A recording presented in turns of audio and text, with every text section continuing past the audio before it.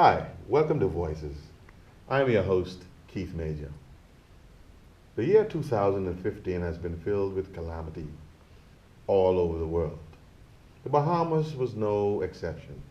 It was in early November when a devastating hurricane, Hurricane Joaquin, touched the southern islands of the Bahamas. Two of the worst hit islands in the Bahamas were Auckland's and Crooked Island. Seventh-day Adventist Church has a pastor there and two churches. Seemingly, the economy was devastated. The church was devastated almost in terms of the building. Present with me in studio today is the pastor who endured that storm, Pastor Howard Barr. Today we remind you of November in the Bahamas. Pastor Barr, welcome to the program. Thank you. Good evening. Pastor Barr, you've been in the storm too long. Well, You've been in the storm too long. A hurricane came. yeah. Auckland's Crooked. Where were you? In Crooked Island? Auckland? Crooked Island, Landrell Point to be Yes. exact. What Yeah. happened? Well, we had information that a tropical system was in the area. Not necessarily did we know that it was directing in our position, right? However, we realized that because of the geographical nature of our islands, when a certain island was called, we knew Crooked Island had to be involved somewhere along the line. Yeah. So we started to do whatever preparation we could. But then again, since we didn't hear about any major something, we didn't make any necessary the preparation for such a magnitude. I am not sure we could have prepared for that level of a storm, Okay. but thank God. Okay. Yeah. So the rains descended and the floods came and blew upon those houses, you know, and they fell. Noah's style. Yes. Yeah. So, Pastor, where were you?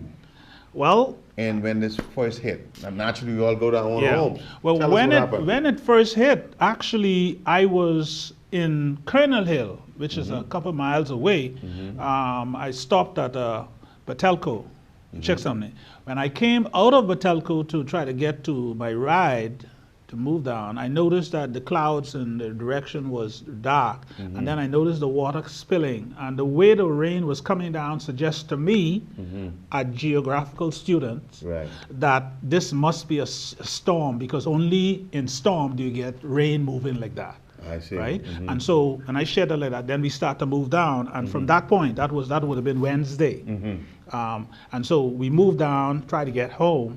When we reached home, the rain just kept intensifying, and the wind kept coming in. Not Right. unmanageable, but just keep Yes. coming in. We knew it was different, Right. And we were there.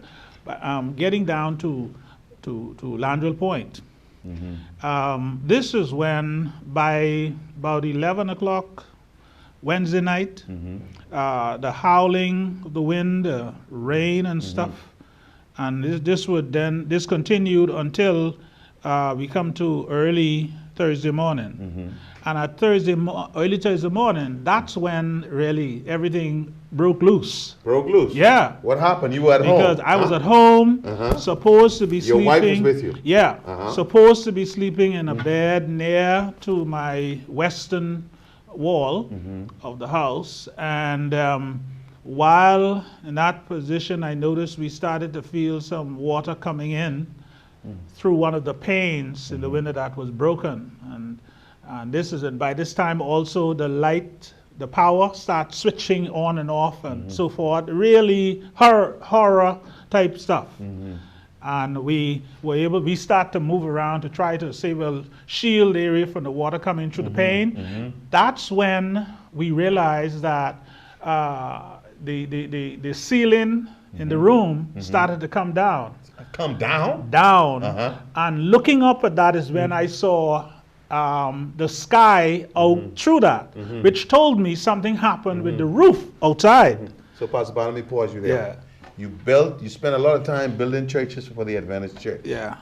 You also were a geography teacher at our school. Yeah. At this time, both of those experiences Of course, helped you. of course. Continue right. with the roof. And as we look look at that. I say, wait, hold on. I hold on. Told my wife. I said, hold on. You know, we need to move, because if I could see the sky, and there's supposed to be a ceiling here and a roof above there, the plywood and all of that, beside the gable end, I say something ain't right. So I say, we got to move. So and we rush out from the room into the front. Now it's raining now, and the wind and stuff, and we now have to go into the front room. Getting into the front room, you say, listen, hold on, pick up a couple things that you need, like the computers and stuff, throw them in the bag, and listen, we got to move because the building is open. Now, when was time now for us to go through the door, front door, the door wouldn't open. Got jammed. And so eventually I say, God, give me whatever I take to get out of this building. And as we rushed through that and we put the pressure to that, the door flew open, but you had like 2 men, strong men, pushing that back there. So I had to stand in the door, let the door bang on me so Sister Barr can get out to get out. Now, our part to go, we are going toward the middle room, the deacon's room. And it is at this point when we got out, as we got rushed outside, we realized something was wrong, because the bus was there, and then the windows there. At one point, my wife looked and she said, wait, that's the window down there beside the bus on the ground? Because the window popped out. Right? All of this time now, we don't know that the gable end was lifted off the building and rests on the outside. We didn't know that yet, but we went into the deacon's room at the church. Getting into there, we discovered that the middle door in the church, in the sanctuary, was locked. I personally opened that before the nightfall. You know, and when I look over to the front door, the front door is in 2 parts, and that's when I saw the last door bang, throwing the glasses from the door over to the wall on the side of the inside. So that was that. Now, being in there for about an hour. Just let me pause here. So your home is adjacent, right onto the church. So you ran from the safety of the home to the safety of the church. And is in the church that no place to hide. No. Go ahead. So where we were in the deacon's room of the church, in the deacon's room of the church now, we are there for about an hour. And then the wind started to ease down. We thought that the storm was over. You know, but we realized that, wait, something not right about that. But we tried to get the door open. Eventually, my wife came with me, and we tried to force the deacon's room, the exit door, to force that open so we get out. That resisted us. Eventually, though, it opened. At the time when it opened, someone was passing at the time. And they saw when the door flew open, and they hailed, somebody's there, come, you can't stay there, come. So we took what we had in there and we went with them. Now this is how we ended up reaching over by the Gibson's house. There. And by this time, I said earlier, we noticed it appeared to us that the storm was over, so we were relaxing, talking. I even took some salad I'd fixed and then to take with us. I took that with me also. And we went up to the Gibson's building. Now, when we reached the Gibson's building, we had left the gable end on the church. There are 2 the front gable end that is over the porch, and the gable end that is over the front door. They were still intact when we left. We went. Now, when we got up to this house now, we were there sitting, eating, relaxing, talking, and so forth. Then a brother of Woody, Wentworth Gibson, called him and told him, you could be experiencing the eye of this storm. And he said, usually with the eye, the wind usually comes from the opposite direction. So this is what alerted us. So now we say, well, okay. As we sat there for a while, we noticed that some water start building, and water is coming in under the door. As water coming under the door, you say, what? And then Wentworth then said, it seems as though we may have to go up in the manhole. But I thought he was joking, just cracking a joke about it. But then the water kept coming. Just the groundswells from the sea. Yeah. Building up. Go ahead. And then we start to mop the water coming in, because then we noticed that our mopping was being overtaken. Yes. The water coming in too fast, And then eventually, so we said, wait, hold on, this thing looks serious. Then we could see, because being a glass door, you could see the water rising up on the outside of the door. And as it came up to our knees and so forth, we started bailing water from the room into the tub. But the tub leads to the pit. And the pit became full, so the tub stopped taking. Wow. So we said, now what's going to happen now? Well, nothing much going to happen now, because it keep coming up. As it keep coming, we said, well, listen, let's we got to move. The fact is, by the time water reach up to the middle of the window, the window is going to pop. Yes. You see, if that happens, then you're in problem. Right. So we move a dryer that was in the room under the manhole. Okay. Put a chair on the dryer. Yeah. Put one down on the floor by the dryer. Because you're going up in the manhole. Yeah. Now, who all are in this house, and their ages and their condition? Well, not all the ages, but you, your wife. Yeah. This Wentworth, who was a seasoned fisherman, right? His wife, and 2 children. Age. 2 children. They one of them is 2. I know that. 2 years old, and one is 1 and a little better. Okay. Just about 1. Okay. Right. So little kids. And of course an elderly lady who had an amputation. 1 leg. Yeah. Wow. So we are there. And all of you going up in the manhole. Yes. Now this is in this apartment in this building. Now the building has another section to it where some other folk were. Okay. By the time we all get up into the manhole, the count will be 13. Okay. You see? Yeah. And so up there, we got in that. We try to force ourselves into there. When we get up there, is that how do we get this elderly woman now up through to there? And this is when you say, well, God, you got to deal with this. Right. If we leave her here, that's it. Right. Right? So eventually, somehow, we got her up there. And she got up there. I said, listen, anything else down here you need to get from down here? Because I have 5 minutes now, because I'm looking at the window, 5 minutes to move. Yeah. And then they said, okay, get this for me, let's move.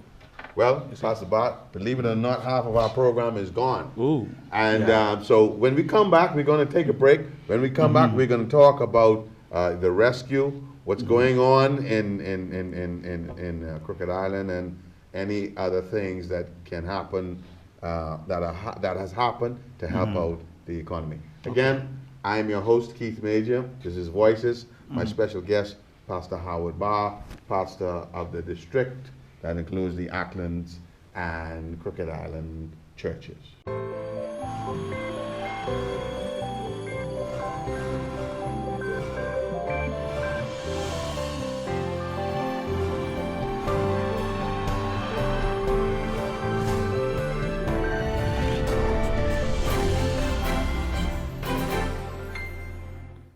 Some Adventists think that Ellen White was a very domineering, dogmatic type of individual, and that you wouldn't want to be around her.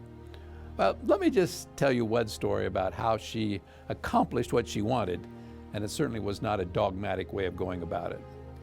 If you have read Ellen White's health message, the message, that's not her health message really, the message that God gave her for this church, you know that one thing she was shown is that we should have fresh air, lots of fresh air. Especially back in the days before there was air conditioning, you should have your windows open, get fresh air. Well, she was preaching on this particular occasion, the Sabbath morning, in Healdsburg, California. And it was in the spring, and everybody was afraid if they had any fresh air, if the windows were open, they would all catch a cold and they would die of pneumonia. So all the windows were closed. But now, of course, Ellen White believed in fresh air. She slept with her windows open in her own home, and so she gets up to preach. And the elderly lady that was there that day that told me this story said, Sister White said nothing about fresh air. She just began to preach. She said after a while, she stopped in her sermon, and she said, I wonder if the deacons would mind opening the windows on this side of the church. So the deacons got up and lifted all the windows and opened the windows on that side of the church. And she said Sister White began to preach again. After a while, she paused again. And she said, I wonder if the deacons would mind opening the windows on this side of the church. So the deacons opened the windows on that side of the church. This elderly lady told me that by the time Sister White sat down, she had every door and every window in the Healdsburg church standing wide open, but she'd never mentioned fresh air even once. Oh, she said, we all got the point, but that's the way Ellen White did it. She didn't make a big issue out of it, just would the deacons open the windows, would the deacons open the doors? And this lady said, I checked around and nobody got a cold. And we all had fresh air that Sabbath. This is Voices. I'm your host, Keith Major. My guest, Pastor Howard Barr, who has made it through a storm. Pastor Barr, when we were here, just prior to the break, we spoke about being in the ceiling. I understood that you stood and held the light for some 16 hours. Is that so? Yes. I had to, because see, up in the ceiling, you could feel the darkness. Okay. All right. And up there, once we were up there like that, we noticed that by that time the wind was howling out there, and the rain started reaching us. The seawater started beating us up there, and therefore I couldn't let the lantern down. Gotcha. I had to keep it up. And all I could do, where I stood, I could only shift from one hand to the next, from one hand to the next, to try to keep the light up. Who was it that was holding up Joshua's hand? I'm sure that text flashed across your mind then. Of course. Yes.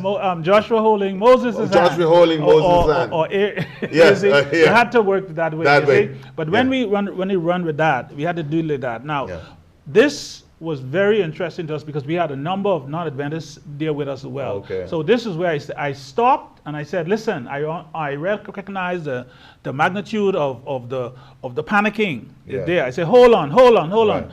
Panic is what kills. Right. Please relax. Right. If you know God, talk with him. Okay. And just ask him to state the weather and tell. All right. And listen, we're going from there now with this understanding, with the relax, with whatever, and so forth. And of course, that run. And for 16 hours, the lamp is there. Yeah. Well, anyway, we have had, we are limited by time, and this story has been recorded before. But bottom line is you came out of it. Tell me a little bit about is it at any point that you thought the Lord was taking you? Of course. Yes. Of course. As a matter of fact, I had already resigned myself. I said, God, if this is the way you're going to do it, then please, you deal with it. I'll have to work with that because I don't see a way out. No. Yes. With the place whole everywhere full of. And we could then see outside the top that all the trees outside were covered with water. And that was rough. That was scary. Yeah. Well, we still have to move on. But Pastor Barr, I guess, you know how Noah felt. Noah went in the ark and came back out, and the whole earth was gone. Right. They say that's why Noah got drowned. Yeah, well, I don't think I'm going to go that way. No. But it's an. Right. So I'm saying all that to say this: that tell me, I've spoken to people, and they seem shell shocked from this situation. Yes. Describe for me what's going on there now in the aftermath and the minds of the people and. Really, I'm not sure. I'm not shell shocked. Because really, there's a shocking system that you never experienced that kind of stuff before. Okay. And now you have this to look at it there. Because, when a power boat speed up the road to rescue us from the building, that's another story. Yes. Maybe come to that some other time. But then, and that boat came over a truck and didn't know. Until later, we looked back to the thing and saw that a truck was down there. And he said, but I just gone over there. I said, yeah, but if the truck had, if the engine had hit that, then there would have been another story. All right. And we were down here in Nassau. Yeah, having 4 days. Fun. And then your wife came down, and I heard you went back. I said, that's Howard Barr. Yeah. He hanging with the people. Yeah. So, Pastor Barr, tell us now, what's the situation there now? Do we have a church? Do we have church people? Well, what's going on Well, there? we have a church. We have a building that was mashed up, yes, but God is good because I was able to make contact with my office in Nassau, and right away I ordered a person's name to come in and supplies because I wanted to get at least a cottage going so we can then deal with the church per se. And I'm happy to say that the Lord touched the brethren heart so that the person I asked for came in short order and the supplies came in. Okay. Along with that, I want to be very grateful to the union for sending to us a generator that was very much needed. Okay. And with that, we were able to get the cottage moving, and God bless us so that right now the cottage is basically dry. Okay. Volunteer Bahamas, VBA, they played a part in... Of course. The two men who came in to help us at the church there they are representative from VBA, and VBA is still on board. I don't think VBA can be divorced from this because this is VBA, right? And therefore we would continue to do what we can to help. From the supplies that came in, we were able to use the portion we needed to affect the cottage, and then we allow some members to also take from the shipment to try to help get their houses together. Most of the houses are covered with the tops now, but covering with the top is not it. You have to take the top off and then get to the plywood and stuff and so forth in there. So. You know, when I get pastors in events like this, we often run to pastors for safety and churches for safety and that sort of thing. Why aren't you angry with God? That you're a pastor, you were in the church, you were in the midst of a hurricane, you suffered, you okay with your life. Yeah. What does this experience tell you? Why aren't you upset with God?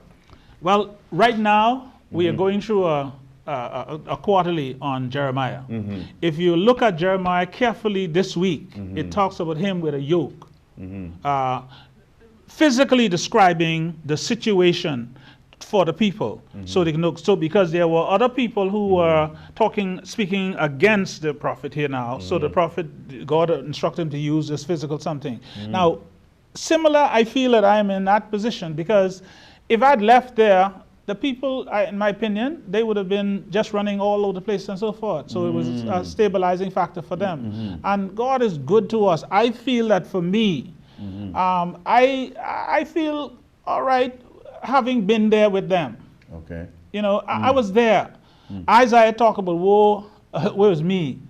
I'm a man undone. I live among a people who are undone and all this thing. So when you put it all together, I cannot divorce myself from a situation like that. I have a problem doing that. All right. So I'm all right. You're okay. Yeah.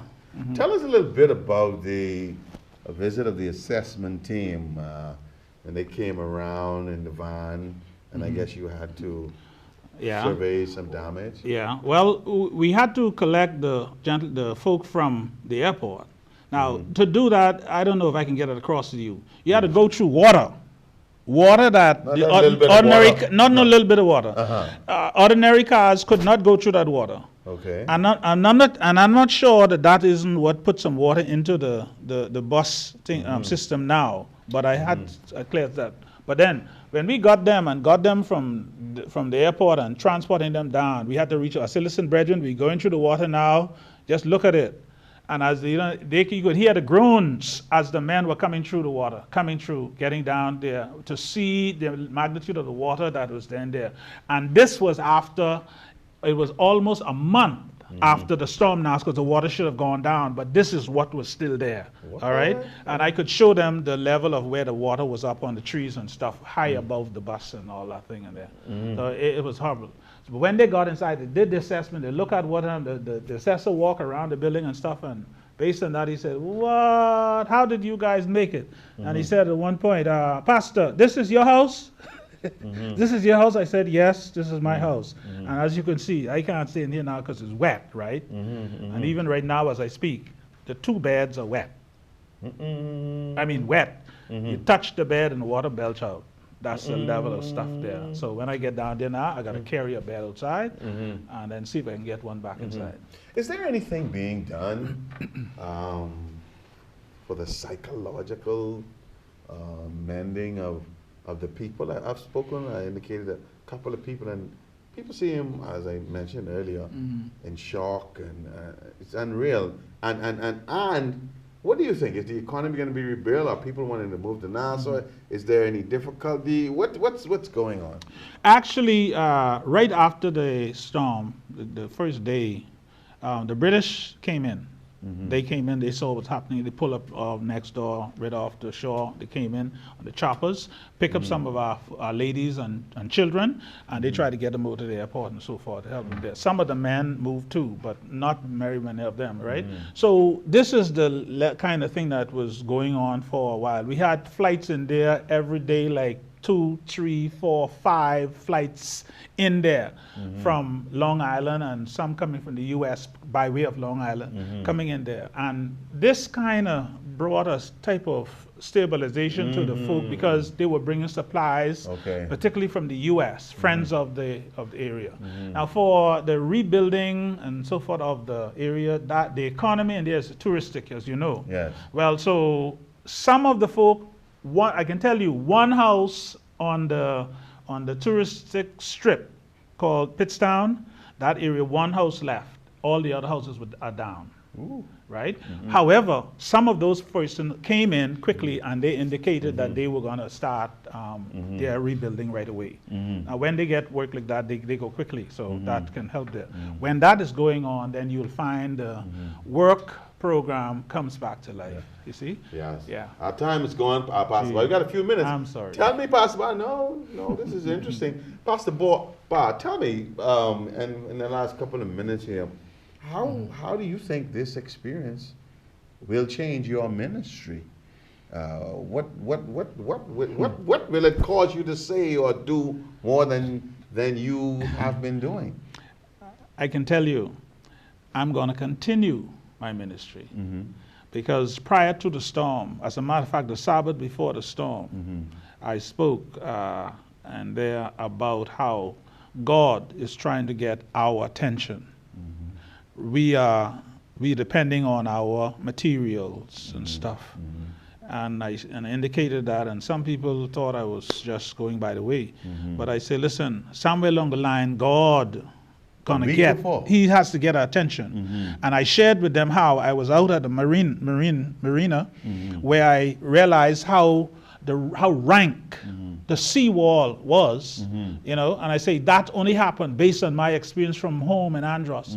That only happened when bad weather is coming. You said it a week before? Yeah, a week before. And I said to them, listen, brace yourself for it. You could laugh at me as much as you like, it doesn't matter. But God is going to speak, and that's indication, because Amos 3:7 says that, surely the Lord God will do nothing without first revealing his secret unto servants and prophets. Oh, wow. So there you have it, Pastor Barr. Our time is gone. It's been really a pleasure.